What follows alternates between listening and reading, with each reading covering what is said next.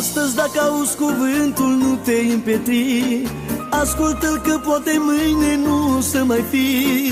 El vrea ca făptura veche ce n-are folos, ca să fie moartă și înviată cu Hristos. Astăzi dacă auzi cuvântul, nu te împetri.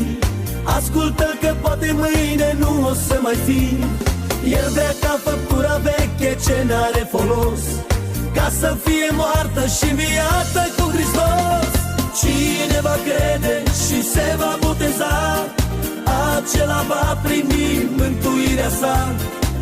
Acel ce crede și încheie un legământ, Domnul-i pregătește un loc sus în cerul sfânt.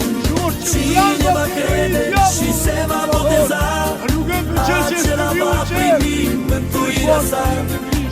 Acel ce crede și încheie un legământ, Domnul-i pregătește un loc sus în cerul sfânt. Într-o seară Nicodim la Iisus a venit, de la el să afle cum să fie mântuit. Să te naști din nou din apă și din Duh, i-a spus, ca să ai viață sus în ceruri cu Iisus. Într-o seară Nicodim la Iisus a venit, de la el să afle cum să fie mântuit.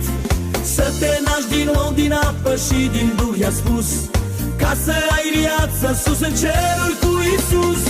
Cine va crede și se va boteza, acela va primi mântuirea sa.